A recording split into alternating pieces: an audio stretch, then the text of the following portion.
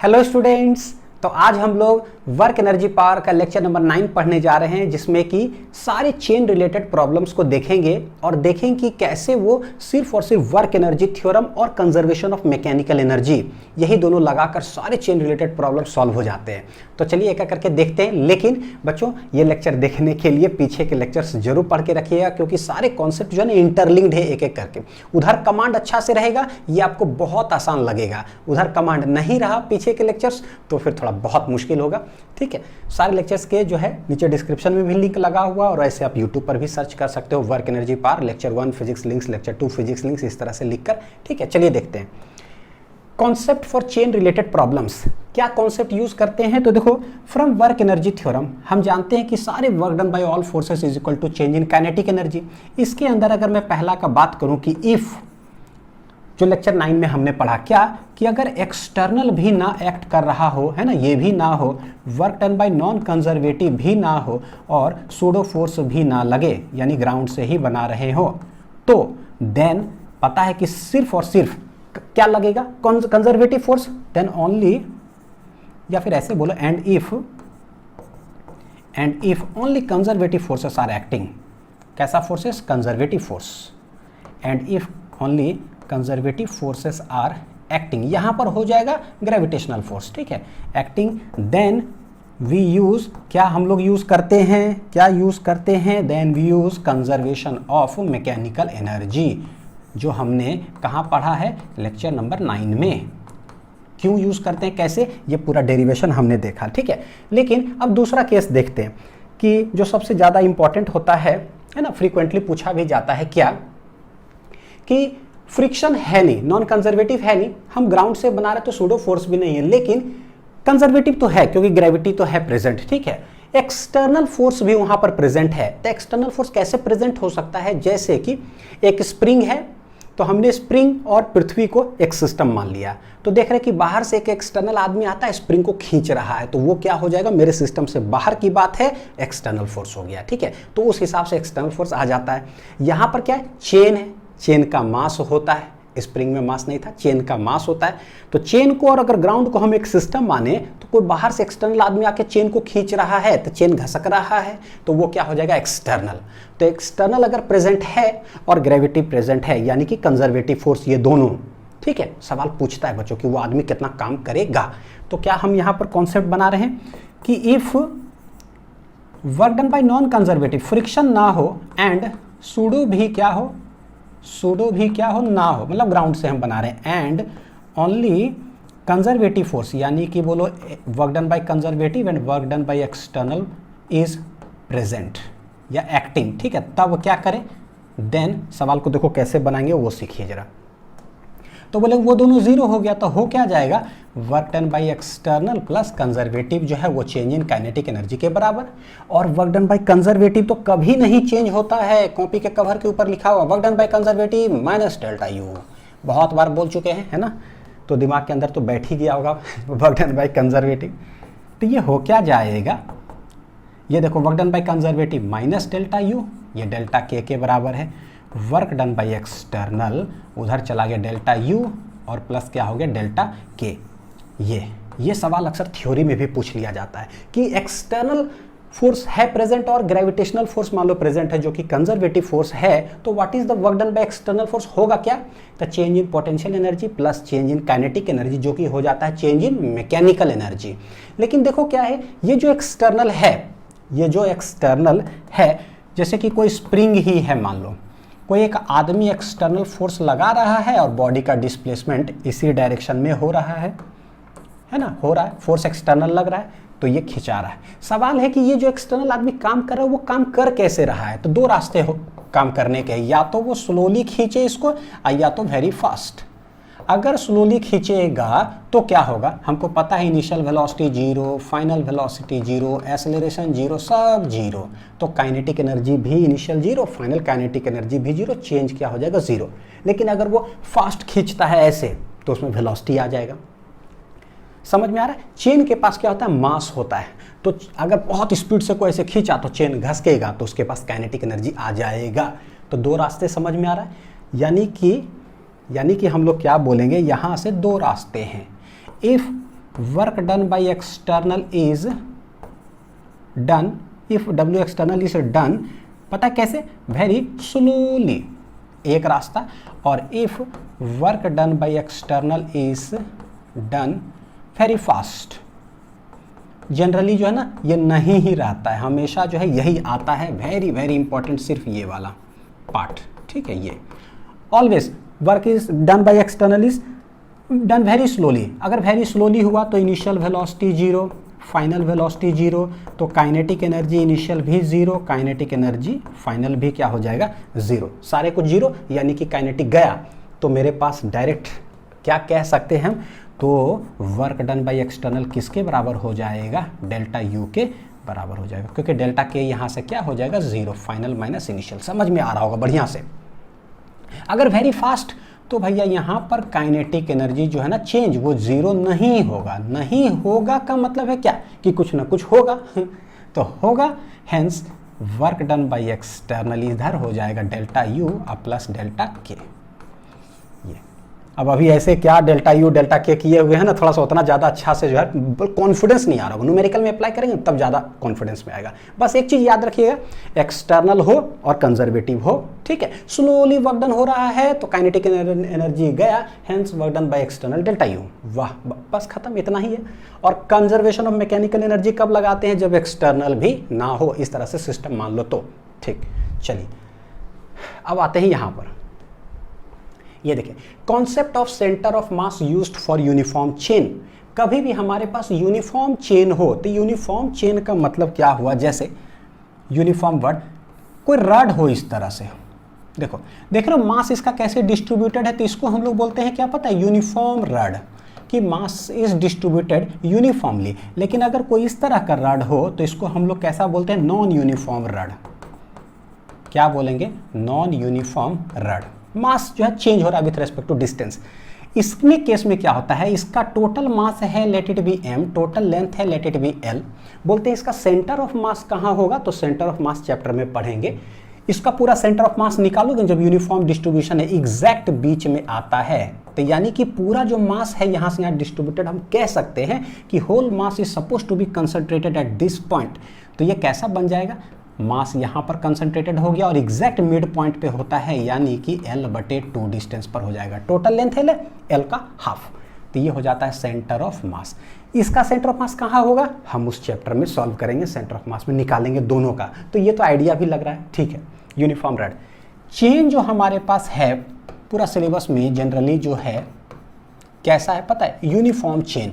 Uniform chain का मतलब इस तरह से है, मास इज यूनिफॉर्मली डिस्ट्रीब्यूटेड, ऐसा नहीं कि कहीं पर मोटा है कहीं पतला है, ऐसा नहीं, यूनिफॉर्मली डिस्ट्रीब्यूटेड।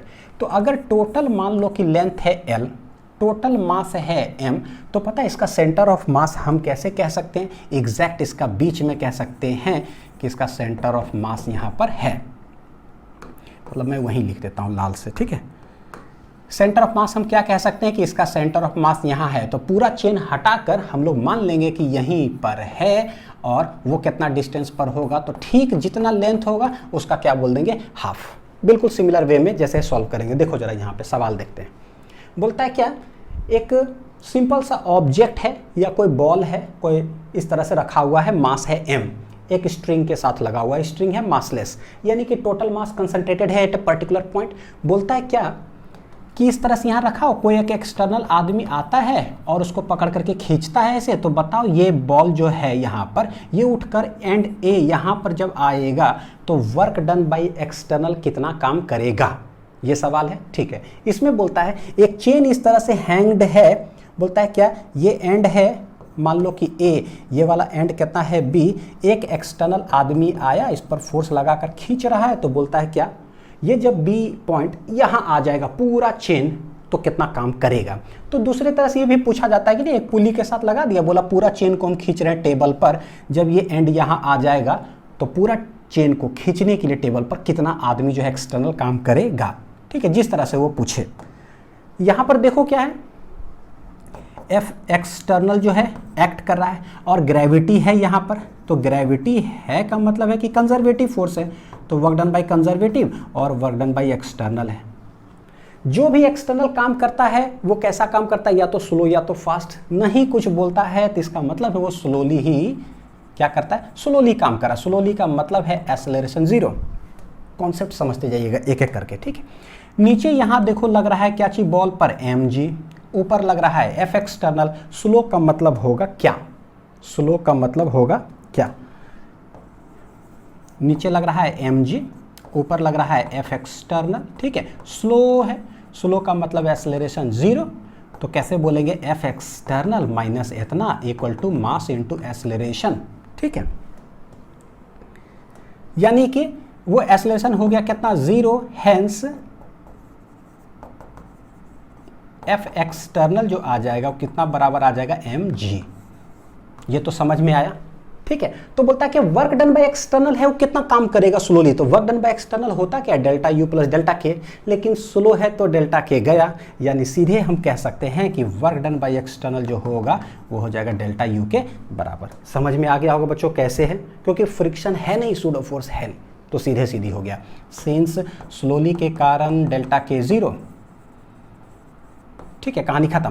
तो अच्छा, जैसी डेल्टा यू बोलते हैं यानी कि डेटम लाइन हमको चाहिए, ये है क्या भाई, final minus initial. Datum line कहाँ बनेगा, सोचो बच्चों, कहाँ डेटम लाइन बनेगा, डेटम लाइन जहाँ मेरा इच्छा करेगा ना हम वहाँ बना सकते हैं। लेट हम यहीं पर बना दिए क्या, डेटम लाइन, डेटम लाइन। तो ये जो मास है इनिशियली है कहाँ, डेटम लाइन से नीचे है, कितना लेंथ एल, ठीक है। अच्छा, फाइनली ये कहाँ चला जाएगा, डेटम लाइन पर, तो final potential energy zero. Initial potential energy तो बोलेंगे mgh, कितना डेटम लाइन से नीचे है L, तो हो जाएगा माइनस mgl।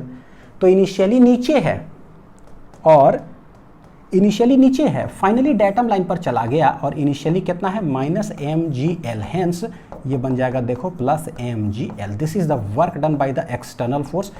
एक कोई ऑब्जेक्ट है उसको पकड़ करके खींच रहे हैं, वहां तक लेके जा रहे हैं, तो यही मेथड हम हर जगह पर क्या करेंगे, यूज़ करेंगे। तो समझ में आ रहा होगा। अब चेन के साथ क्या समस्या कैसे करते हैं, तो बोले कि भाई यहाँ पर मास हर जगह पर है डिस्ट्रीब्यूटेड, हर जगह पर डिस्ट्रीब्यूटेड है, तो हम क्या करेंगे, पूरा चेन का मास है, late it B m, length है l, सबको हटा करके मान लो कहाँ पर ही, लेट इसका पूरा मास कॉन्सेंट्रेटेड है कहाँ पर, at its centre of mass. तो centre of mass total length है l, उसका कर दो हाफ, वो कितना दूर पर आ जाएगा, l/2 लेंथ पर। यानी यही सवाल अब बन गया मेरे लिए, पता है कैसा, वैसा बन गया। किस तरह से, देखो कैसे ट्रांसफॉर्म होगा। जैसे ही सेंटर ऑफ मास चेन को हटा करके मान लिए ना, तो मेरे लिए बन गया ऐसा कि भाई यहाँ से यहाँ समझो कि टोटल मास है चेन का, यहाँ पर है centre of mass, l/2 distance पर है, एक आदमी एक्सटर्नल खींच रहा है, वो कितना काम करेगा। तो पता है कि नीचे पूरा चेन का पूरा चेन मास m है, mg नीचे लग रहा है, लेकिन सेंटर ऑफ मास जब मांगते हैं बस एक ही चीज़ याद रखना, लेंथ का कर दो हाफ, जो भी रहे लटका हुआ, ठीक है। तो work done by external delta U, slowly कर रहे हैं तो वो चला गया, फाइनल माइनस इनिशियल करे तो क्या करते हैं, डेटम लाइन ले लो।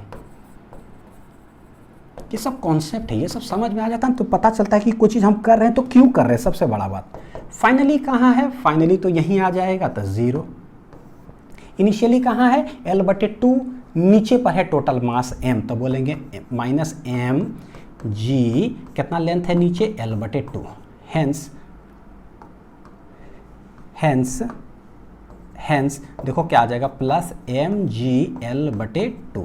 ये हो गया वर्क डन बाय एक्सटर्नल, उस पूरा चेन को खींचेगा ऊपर लेके जाएगा। तो गजब समझ में आया होगा कि क्यों करते हैं, काहे करते, कैसे करते हैं। अब यहाँ से चालू हो जाइए। अब आप लोग हो चुके हो बच्चों खतरनाक तेज बोलोगे हैं अभी तो एक भी सवाल बनाए भी नहीं। चल आजा आजा आंसर आजा। देखो क्या है भाई, ए uniform chain is held on A frictionless table. Frictionless, friction है नहीं, ठीक है, फ्रिक्शन नहीं है, सूडो फोर्स भी क्या है, मतलब ऐसे बोल दो सीधे, सूडो फोर्स है नहीं, हम ग्राउंड से बनाएंगे। तो बोलता है क्या, with 1/nth of its length hanging over the edge. तो if the chain has a length l, total length है l, ठीक है, मास है टोटल m, बोलता है कि 1/nth ऑफ इट्स लेंथ, यानी कि टोटल जो लेंथ है ना उसका 1/nth ऑफ टोटल लेंथ ये हैंग कर रहा है। यानी कितना है ये, l/n टोटल लेंथ जो है वो हैंग कर रहा है। बोलता है how much work is required to slowly pull the hanging part on the table. Slowly work is required का मतलब कि एक्सटर्नल, ग्रेविटी है यानी कि कंजर्वेटिव है, और एक्सटर्नल हमसे पूछा जा रहा है यानी कि ये दोनों है। जैसी है वर्क डन बाई एक्सटर्नल हम जानते हैं कि डेल्टा यू प्लस डेल्टा के, लेकिन सिंस स्लोली तो डेल्टा के क्या हो गया है 0। Therefore work done by external जो होगा वो सिर्फ और सिर्फ क्या हो जाएगा डेल्टा यू के बराबर। समझ में आ रहा होगा कि कोई चीज़ क्यों है।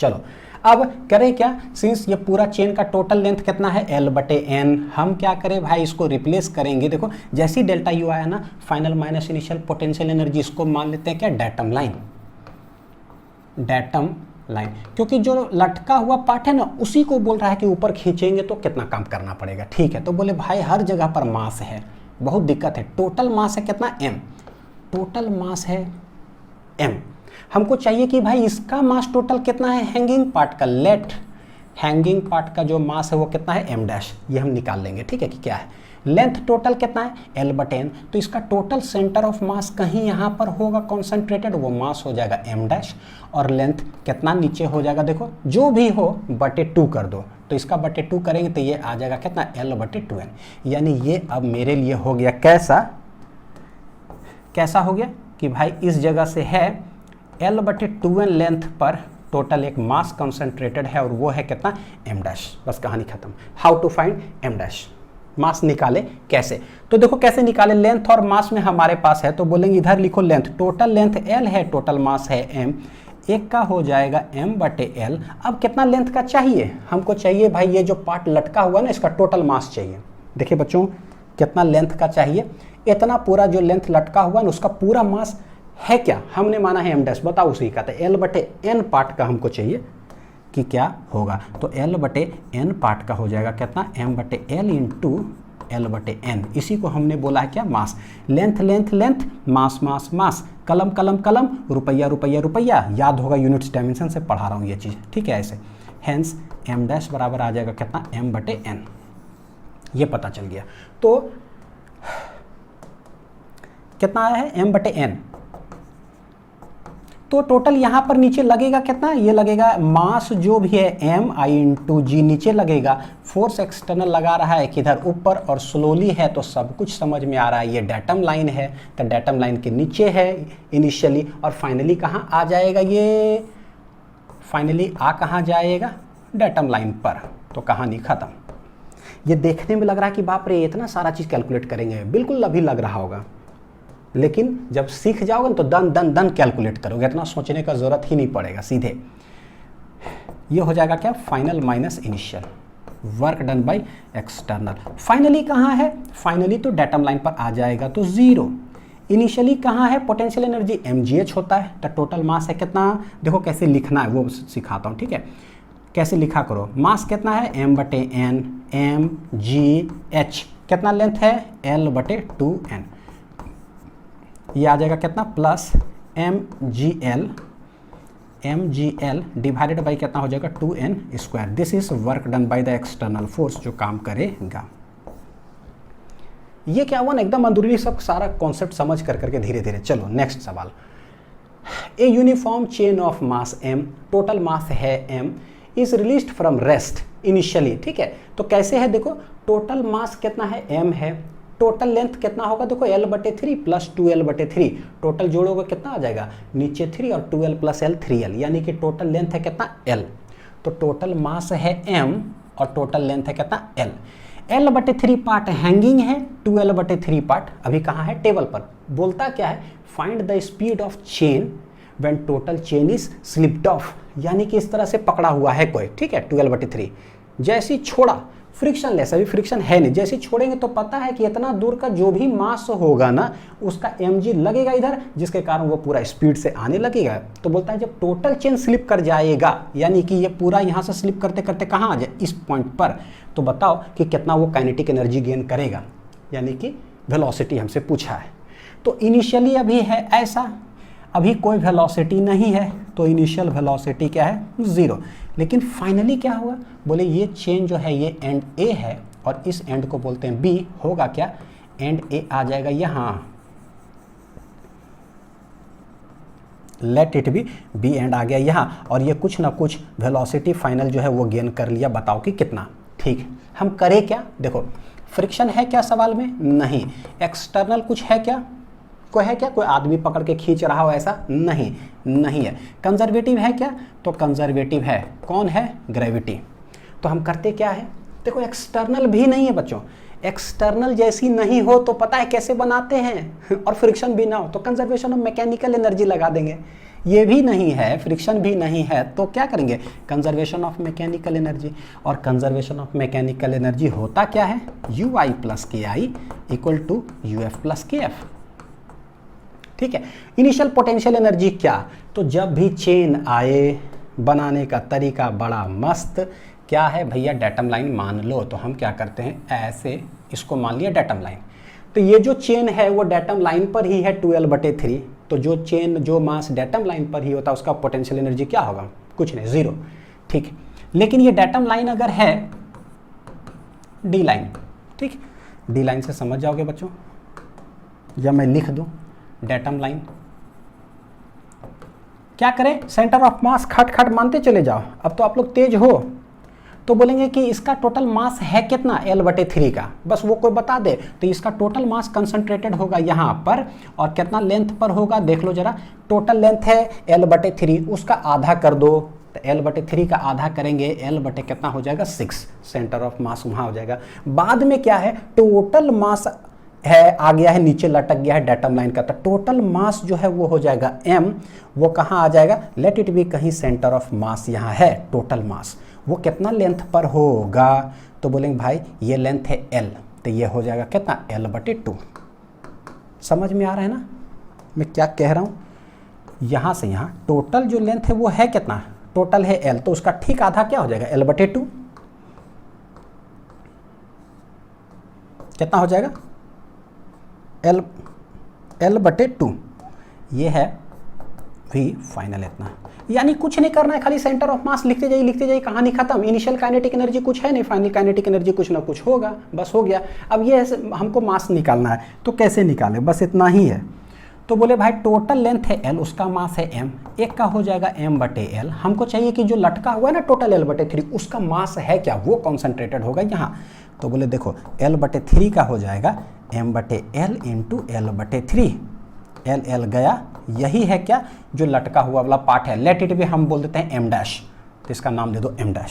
तो m' बराबर हो कितना गया भाई, m/3, कितना हो गया, m/3। यानी कि इसका देखो नीचे जो है ना वो लग रहा होगा कितना, m/3g, mg नीचे लग रहा होगा। ठीक है, अच्छा देखिए अब यहाँ लिखते हैं, initial potential energy plus kinetic energy equal to, यहाँ लिखने की कोशिश करता हूँ, you I plus K I equal to U F plus K F. बस एक में सीख जाइए किसी तरह। इनिशियल पोटेंशियल एनर्जी क्या है, तो बोले टोटल जो मास है ना m/3, वो डेटम लाइन से L/6 नीचे है, तो ये कितना आ जाएगा, माइनस, देखिए कैसे मैं लिखता हूँ, ब्रैकेट ब्रैकेट मास mgh, कितना है, L/6 डिस्टेंस नीचे है। इनिशियली काइनेटिक एनर्जी कुछ है क्या, नहीं है। फाइनल पोटेंशियल एनर्जी क्या होगा, तो बोले भाई फाइनली जो है ना टोटल मास क्या है, नीचे लटक गया यहाँ, तो डेटम लाइन के कितना नीचे है, सेंटर ऑफ मास से निकाल लिए। तो कैसे लिखेंगे, देखिए डेटम लाइन के नीचे m है टोटल मास लटका हुआ, g और लेंथ कितना, L/2 पर है। ठीक है, फाइनल कुछ काइनेटिक एनर्जी होगा क्या, बिल्कुल होगा, स्पीड उसने गेन किया है 12mv², और जो स्पीड गेन किया वो पूरा चेन है, हेंस ऐसे। तो बस यही तरीका है, अब इसको सॉल्व कर लो। हमको फाइनल स्पीड चाहिए, ठीक है, ये तो इसको इधर लेके आते हैं, तो ये इधर आ जाएगा, तो हो जाएगा mg/L/2 माइनस mg/L/18, ठीक है, इक्वल टू 12mv फाइनल का होल स्क्वायर। देखो 18 है तो इंटू 9 यहाँ गुना कर दो, इंटू 9 यहाँ गुना कर दो, ताकि 9 दूनी 18 इधर हो गया बढ़िया से। तो 9 mgl माइनस mgl कितना हो जाएगा, 8 mgl equal to 12mv final का होल स्क्वायर। थोड़ा सा संभल करके लिखना है। 2 × 18 mm गया, हेंस ऊपर बचा 8gl divided by 9 equal to v final का whole square. What is v final, कितना स्पीड होगा, √8/9 gl। ये हो जाएगा √8/9 gl का।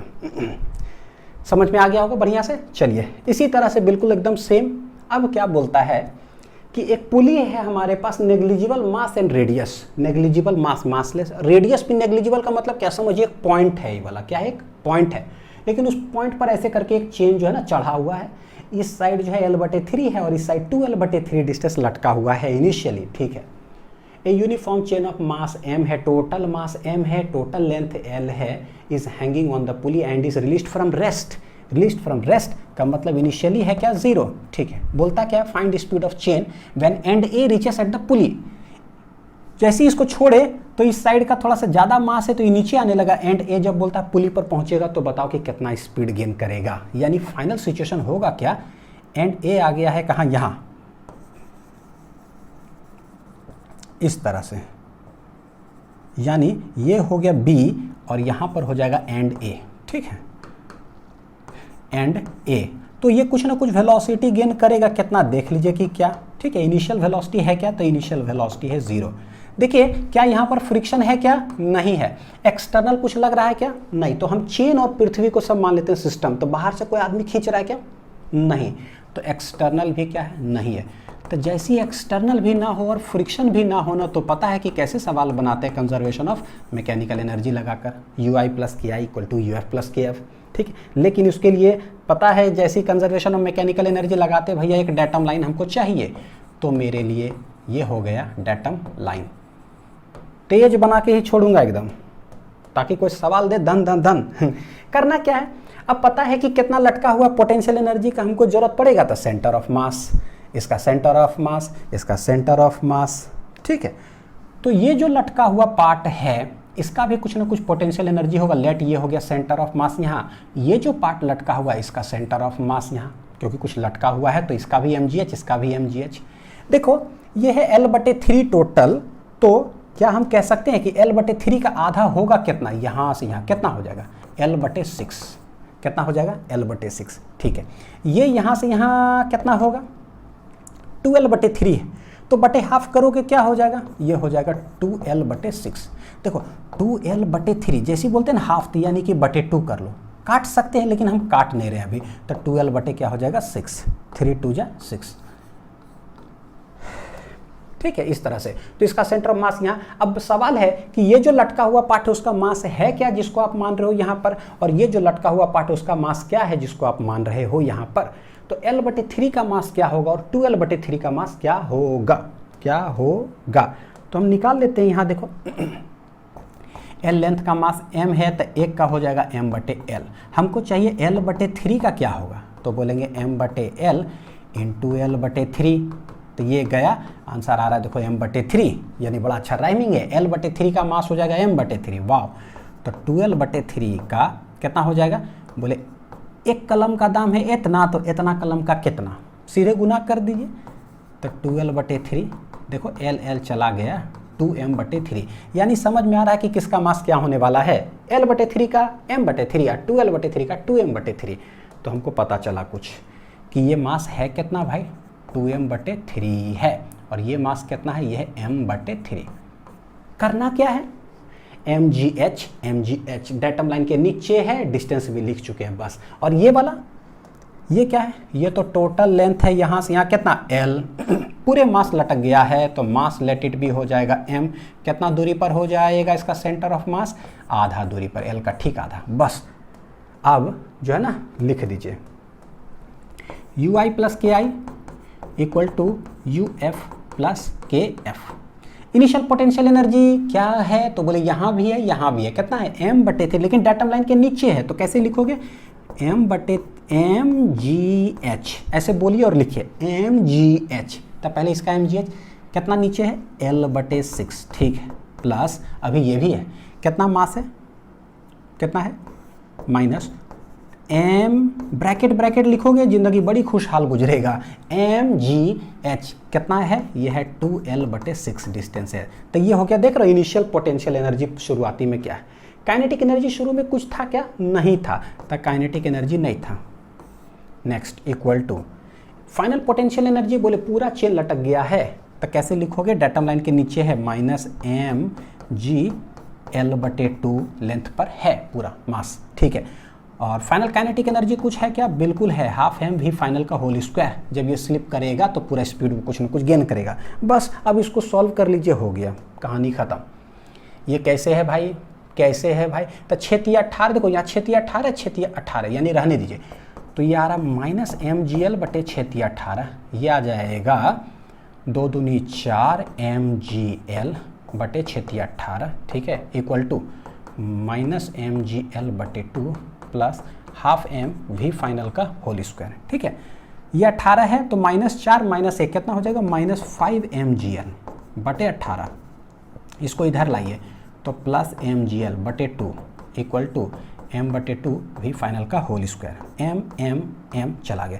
ये 18 है तो यहाँ पर इंटू 9 गुना कर दो, तो इंटू 9 गुना कर दो तो देखो क्या हो गया, 9 दूनी 18 एलसीएम ले लिए तो ऊपर है -5gl, यहाँ भी 18 है, प्लस हो जाएगा 9gl equal to 1/2 V final का होल स्क्वायर, ठीक है। ये देखो कट गया, 2 नंबर कितना है 18। ये काट छाट में बड़ा अच्छा से करिएगा नहीं तो गलती हो जाएगा, ठीक। 9 में से 5 चला गया, 4gl बटे 9 और इधर है v फाइनल का होल स्क्वायर यानी कि रूट, हेंस ये बाहर आ जाएगा, देखो 2 और ये 3 बाहर आ गया, रूट अंडर क्या हो गया gl। तो this is the final speed of the chain, क्या होगा? बस इनिशियल फाइनल चेक करना है। नेक्स्ट ये देखते हैं जरा, एक uniform chain of mass m है, टोटल मास कितना है m, ठीक है, is kept on A quarter of sphere. एक क्वार्टर ऑफ स्फीयर यहाँ पर 90 डिग्री है, यहाँ से यहाँ तक रखा हुआ है, total mass m of radius r, ठीक, रेडियस कितना है r। बोलता है find speed of chain when end a reaches at b। अगर देखो अभी एंड a बोलता है क्या, अभी इनिशियली रेस्ट में रखा हुआ, बोलता है कि जब जैसे छोड़ोगे तो पता है कि ये इधर गिरना चालू होगा। बोलता है जब end a reaches at b तो पता है कि कुछ ना कुछ स्पीड वो गेन कर लेगा, बताओ कि कितना स्पीड गेन करेगा। सब एक के टाइप का सवाल लगता है। तो ये गिरते गिरते आया, एंड ए आ जाएगा यहाँ पर, तो यहाँ से यहाँ जितना भी लेंथ है वो चेन ऐसे हो जाएगा, let it be B point है यहाँ। सवाल है कि यहाँ से लेकर के यहाँ तक ये लेंथ होगा कितना। तो एक क्वार्टर का लेंथ कितना होता है बच्चों, बताओ बताओ बताओ। तो टोटल सरकमफ्रेंस का होता है 2πr। अगर हम सिर्फ यहाँ से यहाँ तक पूछे तो क्या है, टोटल का 1/4 भाग है, तो 2πr बटे क्या हो जाएगा, बटे 4, यानी इतना देखो πr बटे 2 है कि नहीं। टोटल का 1/4 भाग होता है क्वाड्रेंट, तो टोटल जो डिस्टेंस है उसका 1/4 कर दो, यानी πr बटे 2। तो यहाँ से यहाँ जो लेंथ है वो है कितना, πr बटे 2। तो हम कह सकते हैं कि लेंथ है पाई, अच्छा r कैपिटल दे के रखा है कोई बात नहीं, तो πr बटे 2 चलेगा। तो ये टोटल लेंथ है πr बटे 2 हो गया। करे क्या, तो बोले कि भाई देखो हमको पता है क्या इसमें फ्रिक्शन है क्या, चेक करिए फ्रिक्शन है क्या वर्क डन बाई, नहीं। एक्सटर्नली कुछ है क्या, नहीं। कोई आदमी है पकड़ के खींच रहा है, नहीं। हम चेन और ग्रेविटी ना सबको, अर्थ को सिस्टम मान लेंगे तो बाहर से कोई नहीं है, नहीं है, कंजर्वेशन ऑफ मैकेनिकल एनर्जी। सिर्फ देखो कि एक्सटर्नल भी अगर नहीं है ना और फ्रिक्शन नहीं है तो समझो कि तुरंत क्या लगा देंगे, conservation of mechanical energy, UI KI इतना इतना खटखट। और जैसे ही हम कंजर्वेशन ऑफ मैकेनिकल एनर्जी लगाते हैं हम क्या करते, डेटम लाइन। तो भैया डेटम लाइन इसको मान लेते हैं, क्या है ये, डेटम लाइन। तो यही डेटम लाइन है, मतलब यही वाला जो सरफेस है वो क्या है, डेटम लाइन मेरे लिए। इनिशियली क्या और इनिशियली क्या, फाइनल क्या। देखो क्या है, पूरा चेन ऐसे है, हमको पता है कि अगर ऐसे होता ना डेटम लाइन से, मान लो कि पूरा मास कुछ भी हो, लेट इट भी कोई मास, यहाँ बोलता ना कि हाइट कितना पर है, h पर, और ये क्या होता है डी लाइन, डेटम लाइन, तो सीधे बोलते पोटेंशियल एनर्जी कितना हो जाता है, ऊपर है ना पूरा आता है प्लस mgh। अच्छा अगर पीछे का लेक्चर, यही बोलता हूँ कि पीछे का लेक्चर, प्रीवियस लेक्चर अगर देखा हुआ है तो मैंने पूरा वहाँ एक्सप्लेन किया है वर्क एनर्जी में ही, क्या कि अगर कोई चेन इस तरह से यहाँ पर रखा हुआ है तो पता है कि ये डेटम लाइन है, इसका पूरा सेंटर ऑफ मास कहाँ होगा, यही तो भी कर रहे हैं। कोई भी चेन लटका हुआ उसका सेंटर ऑफ मास देख लो कि कहाँ है। इस पूरे चेन का मास अगर m है, इसका सेंटर ऑफ मास होता कहाँ है, कहीं बीच में, दिस इज सेंटर ऑफ मास। यानी ये पूरा मास हम बोलते हैं कि यहाँ पर कंसंट्रेटेड है। कितना डिस्टेंस आता है, ये आता है 2r बटे पाई, कहाँ बता चुके हैं बच्चों, प्रीवियस लेक्चर में। तो क्वाड्रेंट पर अगर चेन हो उसका भी सेंटर ऑफ मास इस सरफेस से जहाँ पर है, जहाँ से स्टार्ट हुआ है वहाँ से कितना डिस्टेंस पर आता है, 2r/π। क्योंकि देखो क्या ये पॉइंट को ऐसा मास है नहीं, यहाँ भी मास है, यहाँ भी मास मास मास मास मास मास मास सब जगह पर है, तो भैया सेंटर ऑफ मास कहाँ, यहाँ। निकालने का तरीका बच्चों जो है ना, देखो निकालने का जो तरीका है मैंने बता दिया, इसलिए पीछे का लेक्चर देखो। देखो यहाँ पर चेन है, क्या करते हैं, लेट थीटा पर जाओ, डी थीटा लो, ये है आर, छोटा सा लेंथ लेते हैं dx, इसी का मास तनी वो हो जाएगा dm। ये कितना डिस्टेंस पर है, this is r cos theta, तो ये r sin थीटा। ये पढ़ा चुका हूँ इसीलिए ऐसे थोड़ा स्पीड में बता दे रहा हूँ, ठीक। तो बोले कि तनी वो पोटेंशियल एनर्जी होगा क्या था, डेटम लाइन से थोड़ा सा ऊपर कितना है, बोलेंगे dm मास mg, और कितना हाइट पर है, r sin थीटा। फिर इसी तरह से पता है दोनों को इंटीग्रेट करते हैं तो ये आंसर मेरा आ जाता है कितना, mg, टोटल मास m है ना, mg, और डिस्टेंस जो आता है h वही आता है क्या, 2r/π, जो कि मैंने बताया था ये बन जाता है क्या, centre of mass of quadrant. और सबसे अच्छी बात कि अगर हेमिस्फीयर भी होगा, ये भी हम बता चुके हैं पीछे ही, कि अगर इस पर अगर कोई चेन रखा हुआ है, इसका भी सेंटर ऑफ मास अगर निकालोगे ना, मास m रेडियस r है, वो कहाँ आता है, बहुत अच्छी बात है, ये भी आता है कितना डिस्टेंस पर पता है, 2r/π पर ही आता है सेंटर ऑफ मास। बड़ा मस्त है। तो चाहे क्वाड्रेंट हो, यूनिफॉर्म रहना चाहिए चेन, और चाहे ये सेमी सर्कल पे हो इस तरह से, या हेमिस्फीयर के ऊपर रखा हुआ हो, सेमी सर्कुलर ऐसे रिंग टाइप का हो गया, दोनों का सेंटर ऑफ मास सेम। बड़ी आसान है बनाना सवाल। तो देखो क्या बोले, लेट, ये जो टोटल चेन है हमको पता है कि यहाँ मान सकते हैं कि ये मास जो है पूरा कॉन्सेंट्रेटेड है यहाँ पर, जो कि सेंटर ऑफ मास हो जाएगा कितना डिस्टेंस पर, तो 2r/π पर, ठीक है। और बाद में पूरा मास लटक गया इधर, कितना टोटल लेंथ है, πr/2, तो भाई ये पूरा m जो मास है, अब हम कहाँ कह सकते हैं, जो भी लेंथ है ना उसका आधा पर जा करके पूरा मास हम कह सकते हैं कि कॉन्सेंट्रेटेड है। ये क्या है, सेंटर ऑफ मास। कितना दूरी होगा, तो बोले जो लेंथ है ना उसका आधा कर दो, लेंथ है πr/2, उसका भी आधा करेंगे, कितना हो जाएगा, πr/4, तो ये हो जाएगा πr/4। ऐसा मत करिएगा कि आधा किए तो 2 कैंसिल हो गया, नहीं छोटा चीज़ है, लेकिन देखिए πr/2 भागा 2, उसका आधा करेंगे तो ये हो जाएगा कितना 4, कितना हो जाएगा, πr/4। तो क्या करना है, कुछ नहीं, ui + ki इक्वल टू, देखिए ui + ki equal to uf + kf। कोई चीज़ है ना कि हम ये लगा रहे तो क्यों लगा रहे हैं, तो वो समझ में आना चाहिए कि फ्रिक्शन नहीं है, ये नहीं है तो ऐसा है। इनिशियली क्या है भाई, तो बोले पूरा चेन कॉन्सेंट्रेटेड है यहीं पर, तो डेटम लाइन के ऊपर है तो पॉजिटिव। कैसे लिखेंगे, ब्रैकेट में mgh, कितना हाइट है, 2r/π पर, ठीक है, हो गया पूरा कॉन्सेंट्रेटेड। काइनेटिक एनर्जी था क्या शुरुआती में, नहीं, तो बोलेंगे हाफ m, ये 0 का होल स्क्वायर, भाई ये नए है। फाइनली क्या है, पूरा चेन लटक गया डेटम लाइन के नीचे, नीचे कितना हाइट पर हम मान सकते हैं, πr/4 पर, तो कैसे लिखेंगे, -mg/πr/4 पूरा, ठीक है। और काइनेटिक एनर्जी कुछ है क्या, बिल्कुल, ये कुछ ना कुछ गेन किया होगा, बताओ कितना स्पीड गेन किया, वो निकालना है, हाफ mv फाइनल का होल स्क्वायर। बस इसको बच्चों सॉल्व कर लो, तो देखो ये इधर आ जाएगा तो हो जाएगा mg/r/4, ये इधर आ गया, प्लस कितना है 2mgr/π equal to m/2v final का होल स्क्वायर। स्वाहा स्वाहा स्वाहा 2 इधर मल्टीप्लाई कर दो तो v फाइनल जो है होल स्क्वायर, 2 इधर मल्टीप्लाई कर दो तो 2 इंटू जो भी ये दिख रहा है g/r/4 प्लस 2gr/ कितना है, पाई, और ये क्या लग जाएगा, रूट अंडर। अब यही बस यही आंसर हो गया, ठीक है। चलिए नेक्स्ट, यही जस्ट उसका दूसरा version. A uniform chain of mass m is kept on A hemisphere of radius r, hemisphere के ऊपर रखा हुआ है, तो इस तरह से, तो इसका भी सेंटर ऑफ मास कहाँ होता है, 2r/π पर। बोलता है find speed of chain when end a reaches at b। तो इनिशियली क्या है, देखो एंड a है यहाँ, बोलता है क्या, हल्का सा कुछ स्लाइट जर्क दिया होगा जिसकी वजह से उधर घसकना चालू हो गया। तो बोलता है जब एंड ए जो है बी पर चला आएगा तो होगा क्या, बोले ये एंड ए लटकते लटकते जब यहाँ आ जाएगा तो फाइनल जो डायग्राम होगा मेरा कैसा हो जाए, पूरा लटक गया ऐसे, ये हो गया बी।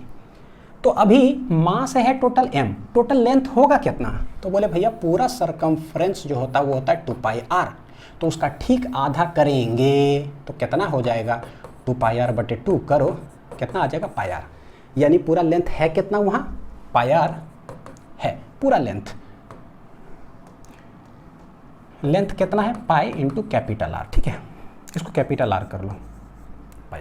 क्या करना है सोचो जरा सा, क्या इसके अंदर फ्रिक्शन है, क्या वर्क डन बाय फ्रिक्शन है, नहीं है। क्या एक्सटर्नल कोई आदमी पकड़ के कुछ खींच रहा है, क्या नहीं है। जैसे ये दोनों नहीं है, conservation of mechanical energy UI KI कहानी खत्म। तो उसके लिए क्या है भाई, एक जगह डेटम लाइन मानो, तो इसको लेट हम डेटम लाइन मान लेते हैं, डेटम लाइन। और जैसे ही डेटम लाइन माने इसका सेंटर ऑफ मास टोटल हम मानेंगे कि मास है यहाँ 2r/π पर कॉन्सेंट्रेटेड है, ठीक है, डेटम लाइन के ऊपर। यहाँ पर टोटल लेंथ कितना है πr, तो बोलेंगे देखो देखो और देखो बस कि टोटल लेंथ है कितना πr है, टोटल लेंथ πr। जब एंड वहाँ आएगा तो टोटल ऐसे लटक जाएगा, कुछ ना कुछ ये स्पीड गेन करेगा, कितना गेन करेगा हमको नहीं पता, ठीक, लेकिन पूरा मास जो है कितना है m, इसको हम मान सकते हैं कि ये कॉन्सेंट्रेटेड हो जाएगा एट इट्स सेंटर ऑफ मास, जो कि कितना डिस्टेंस होगा, जो भी लेंथ है उसका कर दो आधा, ये हो जाएगा πr/ कितना 2। मेरे ख्याल से ये हो जाता है होमवर्क लेकिन मैं बनाता हूँ UI + KI = UF + क्या हो जाएगा KF। देखो initial potential energy datum line के क्या है ऊपर mgh, लेकिन ब्रैकेट में लिखना कैसे, m टोटल मास, g कितना हाइट पे मान सकते हैं 2r/π पर पूरा चेन है। इनिशियल काइनेटिक एनर्जी था क्या, नहीं रखा हुआ था। फाइनली कहाँ है, बोले भैया फाइनली सब डेटम लाइन के नीचे आ गया, कैसे, तो बोलेंगे -mgh, h कितना है देख लो πr/2, तो πr/2 हो गया। ये फाइनल काइनेटिक एनर्जी कुछ हुआ क्या, बिल्कुल हुआ, कुछ स्पीड गेन कर लिया, तो ये हो जाएगा ½ mv फाइनल का होल स्क्वायर। बस अब बताओ कि v फाइनल क्या होगा, तो ये इधर लेते आइए, तो ये हो जाएगा +mg/r/2, इधर है 2mgr/π = m/2 v फाइनल का होल स्क्वायर। m चला गया, ये 2 मल्टीप्लाई हो जाएगा, तो VF = हम क्या कह सकते हैं कि रूट अंडर कर लो, 2 मल्टीप्लाई कर दो इसमें, तो 2 × जो भी है g/r/2 प्लस, बहुत हाईलाइटेड सवाल है, मतलब समझ लो कि कोई भी चेन रिलेटेड प्रॉब्लम्स अगर पढ़ा रहा है बच्चों, ठीक है, कोई भी कहीं भी पढ़ाई हो रहा है तो भैया यही सब सवाल है जो कि लिखा हुआ है, हर किताब, हर मॉड्यूल, हर जगह कॉम्पिटिशन जो हो, हर जगह पे यही पूछा जाता है, बहुत हाईलाइटेड। नेक्स्ट ये देखिए, ये मैंने स्क्रीनशॉट लगाया है बच्चों आप लोग के लिए एक चीज कि चेन से रिलेटेड जो है ना, देखिए फ्रिक्शन का लेक्चर 4 में maximum length of hung chain, friction present होता है टेबल पर तो कितना लेंथ ऑफ द चेन जो है ना हैंग कर सकते हैं सच दैट वो गिरे नहीं, इससे रिलेटेड एक मैंने पढ़ाया था फ्रिक्शन लेक्चर 4 में, maximum length of hung chain and maximum fraction of the length of the hung chain, कितना हम हैंग कर सकते हैं। तो ये आता है L' = इस साइड जो है L' = कितना μL/1 + μ। तो ये मैंने पढ़ाया था, आपने नोट डाउन भी, जो बच्चे नहीं देखे फ्रिक्शन लेक्चर 4 फिजिक्स लिंक्स लिख करके वो वाला टॉपिक देख लीजिए, ठीक है। इसमें 2 सवाल था, एक वही यूनिफॉर्म चेन है, यहाँ पर अब क्या है फ्रिक्शन प्रेजेंट रहता है, और जब भी फ्रिक्शन रहता है तो हम लोग पूरे वर्क एनर्जी थ्योरम से बनाते हैं सवाल को, ठीक है। फ्रिक्शन है, टोटल मैक्सिमम हम कितना जो है हैंग कर सकते हैं, एक ये पूछता है maximum length of hung chain, और दूसरा सवाल क्या सॉल्व किए थे, find the maximum fraction of the length of the hung chain. ये दोनों हमने सॉल्व किया, ठीक है, आपके नोट्स में होगा भी, बड़ी हाईलाइटेड है, बहुत बार फ्रीक्वेंटली पूछता है, ठीक। तो उसी के आगे अब क्या है मेरे पास, कोएफिशिएंट ऑफ फ्रिक्शन एक टेबल पर है इस तरह से दिया हुआ, और चेन देखो कैसे रखा हुआ है, 2L/3 पार्ट जो है वो है आपका टेबल पर, और L/3 पार्ट जो है वो लटका हुआ है। ड्यू टू स्लाइट जर्क, हल्का सा स्लाइट जर्क करे, मतलब कि ऐसा नहीं कि बहुत कस के धक्का दे दिया, नहीं, बस टच करके हल्का सा छुआ भी ना, हुआ क्या उसके बाद, a uniform chain starts to slip, गिरना चालू हो जाता है on a rough horizontal table, having coefficient of friction mu, बोलता find the coefficient of friction, ठीक। अभी हमने देखा था कि भाई मास m है, टोटल लेंथ होगा कितना L, ये वाला, तो L/3 का जो मास होता है कितना हो जाता है m/3, और 2L/3 का जो मास होता है वो कितना आता है 2m/3, ये हमने देखा था अभी, ठीक है। सोचो इस तरह से लगा रखा हुआ है ना कि स्लाइट भी जर को टच भी करता है ऐसे ना तो वो गिरना चालू हो जाता है। इसका मतलब क्या है कि भाई जब रखा हुआ तो गिर नहीं रहा और बाउंड्री कंडीशन पर है। सवाल है कि ये जो मास m/3g जो है नीचे खींच रहा है लेकिन गिर नहीं रहा था इनिशियली, रोक के कौन रखा होगा? फ्रिक्शन। कौन रोक के रखा होगा? फ्रिक्शन। अभी तो बोले भैया फ्रिक्शन लग रहा होगा इधर, ये रोक के रखा होगा और वो कैसा फ्रिक्शन होगा? मैक्सिमम। क्यों? ऑन द बाउंड्री कंडीशन पर है, कोई टच भी करता है गिरने लगता है। ठीक है, जैसे बोलते हैं ना धक्का दे रहे नहीं चल रहा, बाउंड्री कंडीशन पर बस आपको हल्का सा टच भी किया तो घसकने लगा, उस समय कौन सा फ्रिक्शन लगता है? लिमिटिंग। तो वो है कैसा? लिमिटिंग। ठीक, ये जो पूरा मास है मेरा कितना है? m/3। नीचे फोर्स ये खींच कितना रहा होगा? mg से खींच रहा होगा। दिस इज द खींचने वाला फोर्स, लेकिन उसको रोक के रखा है ये, तो हम लोग बोल देंगे भाई जितना पीछे रोकने वाला फोर्स है इज इक्वल टू हो जाएगा कितना? जो खींचने वाला फोर्स है। मैक्सिमम का हमको पता है फॉर्मूला होता है म्यू इंटू एन, m/3g। बच्चों mu into N normal reaction क्या होगा? तो बोले भैया जितना ये टेबल पर मास रखा हुआ है कितना है? 2m/3, तो 2m/3g इधर लगेगा, उधर नॉर्मल रिएक्शन। तो नॉर्मल रिएक्शन ऊपर, नीचे कितना लगेगा? जो मास है 2m/3 आई इंटू क्या? g, mg। हेंस n के जगह पर लिख सकते हैं 2m/3g इक्वल टू m/3g, उड़ा कुछ क्या? m3g। तो म्यू इंटू 2 इक्वल टू 1।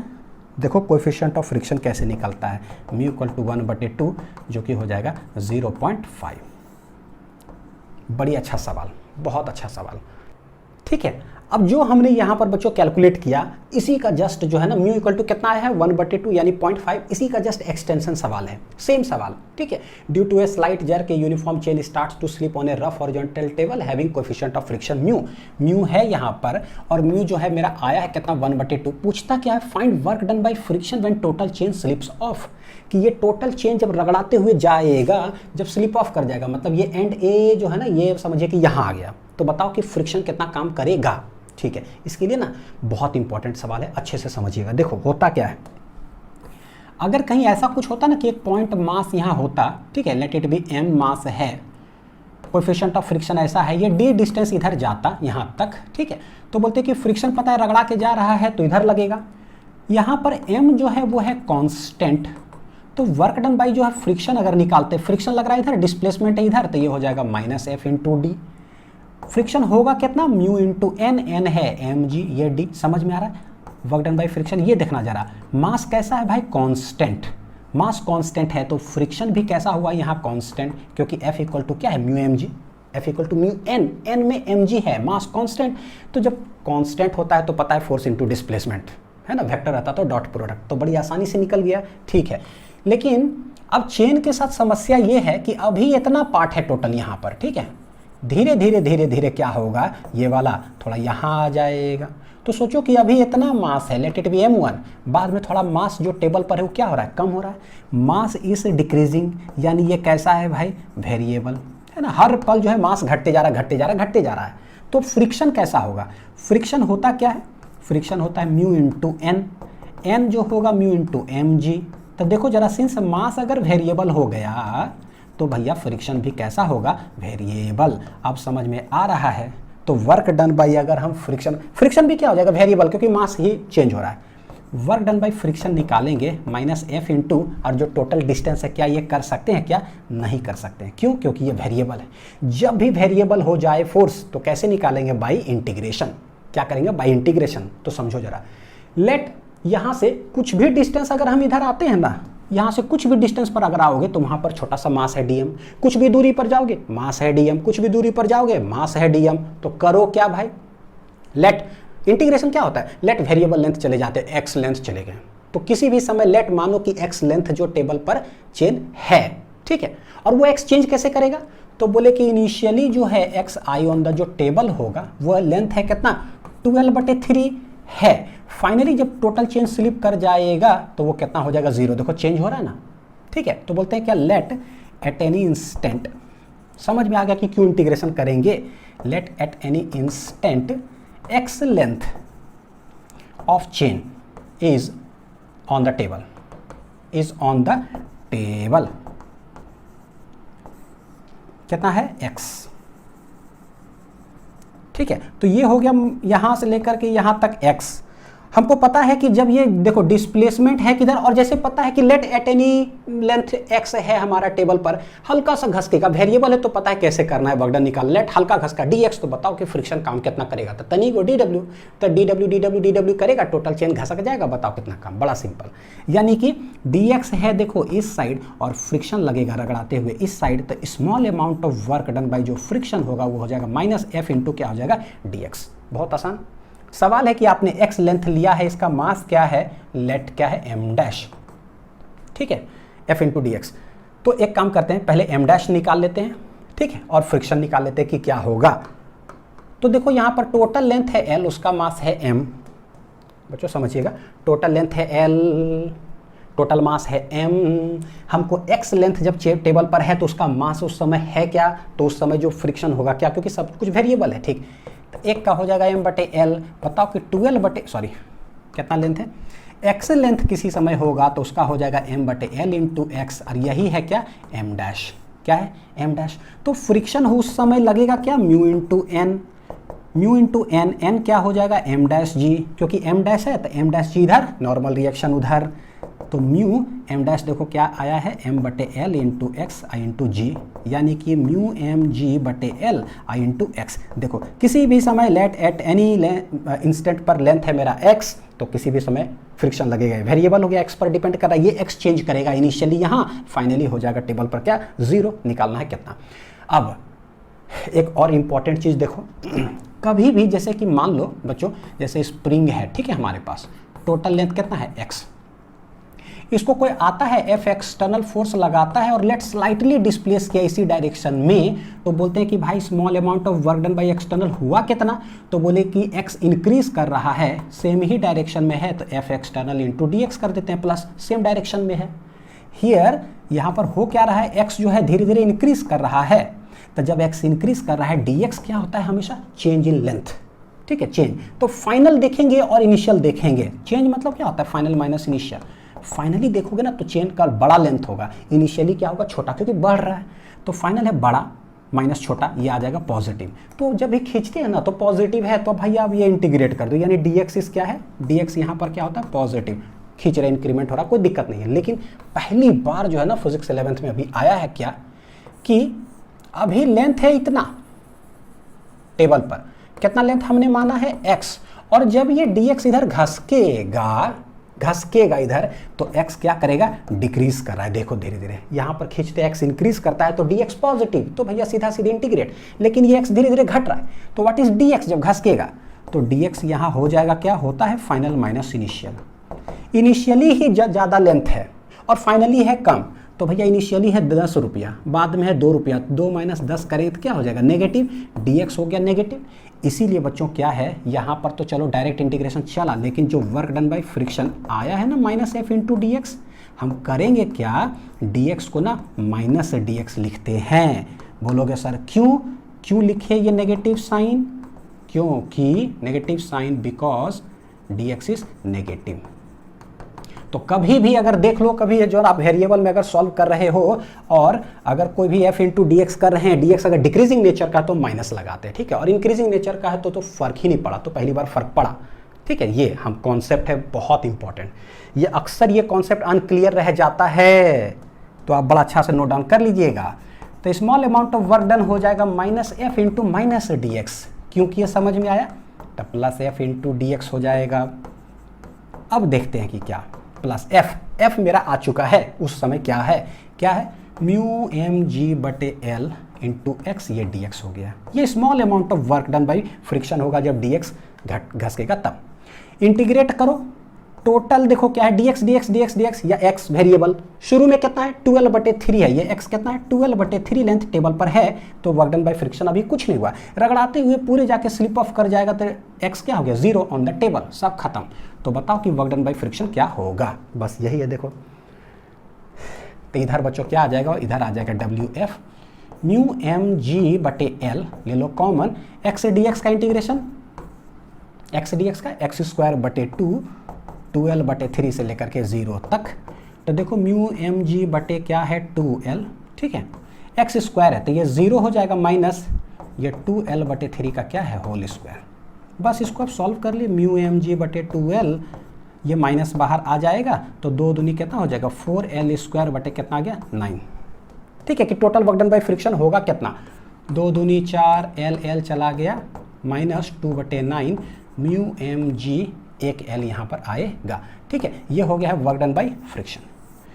पीछे के सवाल अगर देखें तो हम देखे थे कि म्यू बराबर कितना आ गया था 1/2, तो हम रख देते वैल्यू, है ना, क्योंकि हमको पता है अब 2/9 म्यू के जगह पर 1/2 mgl, ये चला गया माइनस mgl/9। बहुत इंपॉर्टेंट कॉन्सेप्ट है ये वाला, बहुत इंपॉर्टेंट। और फाइनल आंसर तक निकालें ताकि आप लोग को समझ में आए बच्चों, ये तो बीच में छोड़ूंगा, समझ में नहीं आएगा कि कैसे क्या कैलकुलेट करें। तो माइनस mgl/9 आया। ठीक, अब इसी का देखो एक्सटेंशन जो है, एक सवाल क्या है, वही सवाल, म्यू मेरा आया हुआ 1/2, वर्क डन बाय फ्रिक्शन है माइनस mgl बटे कितना है 9।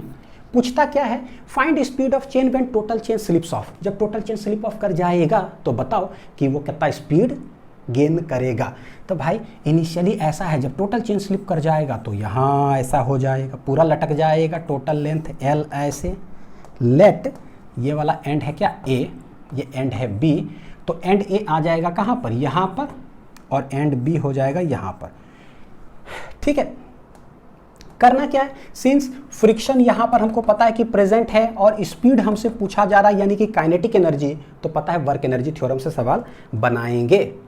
क्या चीज से बनाएंगे, work energy theorem, work energy theorem. बच्चों वर्क एनर्जी थ्योरम में देखो कौन कौन सा लग रहा है, एक तो फ्रिक्शन लग रहा है, ग्रेविटी लग रहा है, नॉर्मल रिएक्शन लग रहा है, क्योंकि टेबल पर रखा हुआ है, बस यही 3 फोर्स है, नॉर्मल, ग्रेविटी और ये, इक्वल टू क्या हो जाएगा, चेंज इन काइनेटिक एनर्जी। हो गया, नॉर्मल रिएक्शन वर्क डन करेगा क्या, सोचो, डिस्प्लेसमेंट इधर, नॉर्मल ऐसे, तो ये तो गया। ठीक है, इनिशियली कुछ काइनेटिक एनर्जी था क्या, नहीं, तो इनिशियली गया।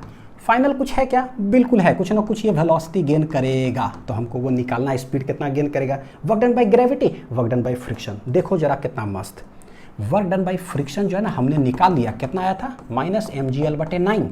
वर्क डन बाय ग्रेविटी खानदानी चीज हो गया अब हमारे लिए, ये होता है कंजर्वेटिव फोर्स, कंजर्वेटिव का मतलब माइनस डेल्टा U, कहानी खत्म। ये क्या हो जाएगा, इनिशियल माइनस फाइनल। जब भी ऐसा करते हैं हम डेटम लाइन का सहारा लेंगे। लगाओ डेटम लाइन, ये है डेटम लाइन, ये है डेटम लाइन। जैसे डेटम लाइन ले, ये टोटल मास कितना होता है बच्चों बताओ, अब तो प्रैक्टिस हो गया है, m/3 टोटल यहाँ है कितना, m/3 मास कॉन्सेंट्रेटेड है, सेंटर ऑफ मास पे कितना हो जाएगा, L/3 है, तो इसका आधा कर दो तो L/6। ठीक है, ये डी लाइन डेटम लाइन, ये वाला क्या है डेटम लाइन। ठीक है, अब देखते हैं यहाँ पर क्या हो जाएगा, टोटल मास है m, लेंथ है टोटल L, कॉन्सेंट्रेटेड हो जाएगा कितना डिस्टेंस पे, सेंटर ऑफ मास L/2। तो बस रख दीजिए, इनिशियली क्या है, इनिशियली क्या है m/3 और L/6 है। इनिशियली क्या है, इनिशियली देखो क्या है, माइनस m/3 GL/6 हो गया, और माइनस फाइनल कहाँ है भाई, फाइनल है L/2 डिस्टेंस पर, पूरे मास m, देखो ध्यान से देखो जरा, इनिशियल पोटेंशियल एनर्जी माइनस क्योंकि डेटम लाइन के नीचे है, फाइनल भी क्या होगा माइनस क्योंकि डेटम लाइन के नीचे है, पूरा मास mg कितना आ जाएगा L/2। ठीक है, हो गया, इसको सॉल्व कर लीजिए, क्या आ रहा है देखो, माइनस माइनस प्लस, यानी कि mgl/2 माइनस mgl/6 18। ठीक है, कितना आ जाएगा, ये हो जाएगा 9 इधर मल्टीप्लाई कर दो, 9 उधर मल्टीप्लाई कर दो, तो नीचे हो गया 18, ऊपर 9 में से 1 चला जाएगा तो हो जाएगा 8 mgl, यानी कि वर्क डन बाय ग्रेविटी है ये, और वर्क डन बाय फ्रिक्शन है माइनस mgl/9, ये प्लस ये equal to final kinetic energy. अब हमको इसको रखना है, इसको सॉल्व करना है, तो 2 चौका 8, 2 9 18, 4 mgl बटे कितना है 9। ठीक है, चलिए करते हैं सॉल्व, कोई बात नहीं। तो work done by friction plus work done by gravity equal to final kinetic energy. Friction कितना है माइनस mgl/9 प्लस ग्रेविटी कितना है बच्चों 4/9 mgl, और टोटल मास हाफ m भी फाइनल का क्या हो जाएगा होल स्क्वायर। सॉल्व करें, m उड़ गया, तो ये आ रहा 4gl/9 माइनस gl/9। देखो 4gl में से gl चला जाएगा, क्या हो जाएगा 3gl/9, और ये आ रहा है हाफ v फाइनल का होल स्क्वायर। 3 3 जाए 9, 3 3 जा 9, तो ये 2 इधर आ जाएगा तो 2gl/3 और क्या लग जाएगा root under this is the final speed of the particle. ठीक है, तो ये रहा।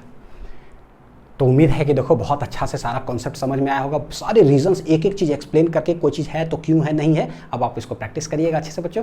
तो चलिए मिलते हैं अगले वीडियो में, अगला लेक्चर जो होगा वो होगा पावर का। ठीक है, थैंक यू।